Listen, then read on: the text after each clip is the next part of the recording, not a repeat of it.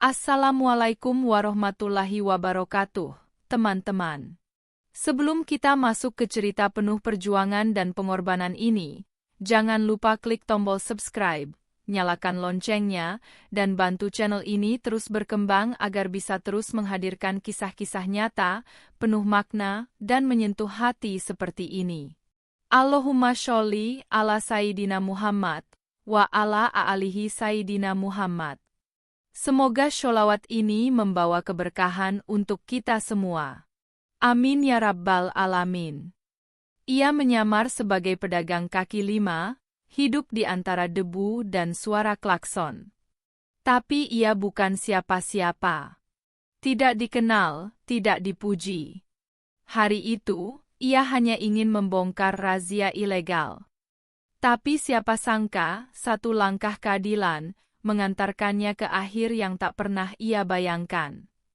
Namanya Ratna Dwi Jayanti. Usianya 28 tahun.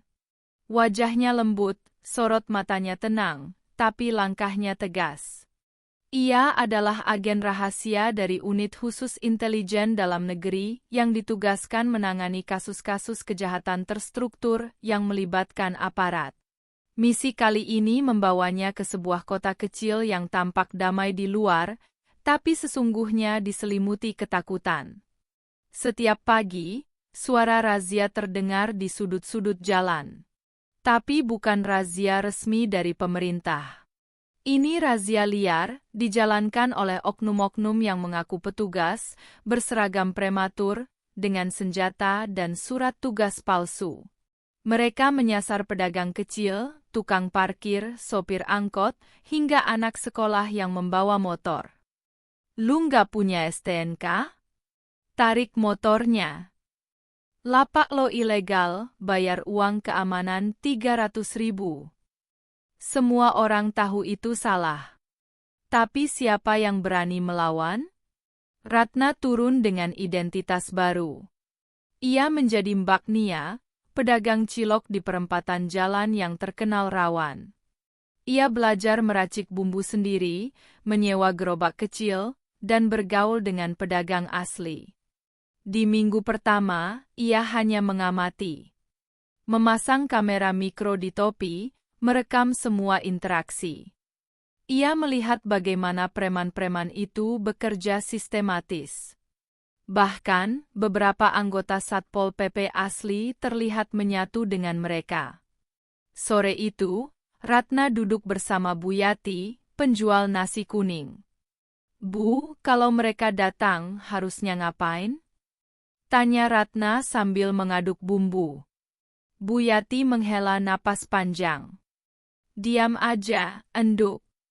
Kasih uangnya. Kalau ngelawan, mereka bisa ngamuk." Ada yang pernah dipukul pakai gagang sapu. Tapi Ratna bukan tipe yang diam. Ia mulai mengumpulkan wajah-wajah mereka. Jam berapa mereka datang, siapa yang terlihat paling dominan. Semua datanya dia catat. Setiap malam, ia kirimkan laporan ke pusat lewat perangkat khusus di bawah meja gerobaknya. Namun malam itu, laporan digitalnya tak terkirim. Sistem komunikasi diblokir. Pusat tak menjawab. Ia curiga, informasinya bocor. Benar saja.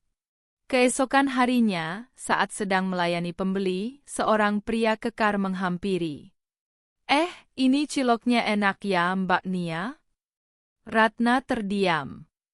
Ia tidak pernah menyebut nama itu pada orang luar. Atau harusnya saya panggil?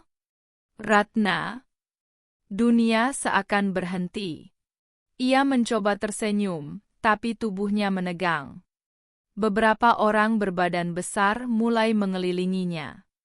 Salah satu dari mereka mengangkat jaketnya, memperlihatkan pistol. "Udah cukup main petak umpetnya. Lo pikir kita nggak tahu?" Ratna melompat dari gerobaknya, menendang salah satu pria itu, dan berlari ke arah gang kecil. Kamera dalam topinya merekam segalanya, tapi ia tahu, waktunya sudah tak banyak. 2 motor mengejarnya, menyusuri lorong demi lorong. Ia sempat sembunyi di balik tumpukan sampah, memutuskan kabel pengirim data cadangan, dan menyelipkan kartu memorinya ke dalam sandal. Lalu, ia kembali berlari. Salah satu pria berhasil mengejarnya, menarik rambutnya dari belakang. Ratna berbalik, menusukkan paku kecil ke lengan pria itu dan berlari lagi. Darah menetes dari hidungnya. Nafasnya tercekat. Tapi pikirannya tetap jernih. Kartu memori ini harus sampai. Ia mendatangi Oji, ojek online langganan yang pernah ia tolong ketika hampir kena razia palsu. Dengan suara terbata, ia berkata, "Bawa ini ke alamat ini. Jangan tanya apa-apa. Kalau kamu sayang anak istrimu, jangan buka apapun. Langsung serahkan." Oji yang melihat tubuh Ratna bersimbah darah hanya bisa mengangguk, lalu tancap gas.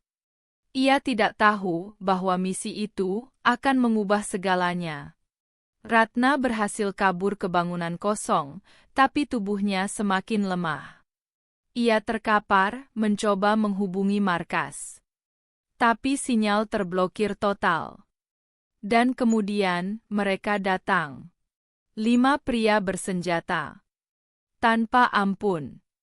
Mereka memukulinya, menyeret tubuhnya seperti sampah. Dan pada pukulan terakhir, ia memejamkan mata. Namun sebelum itu, ia tersenyum. Negara tidak akan tidur, meski aku tak bisa bangun lagi. 3 hari kemudian, berita di seluruh negeri heboh. Bocoran video tentang oknum razia liar tersebar luas. Wajah-wajah mereka terpampang jelas. Bahkan, nama seorang pejabat daerah ikut terseret karena terlihat menerima amplop dari preman.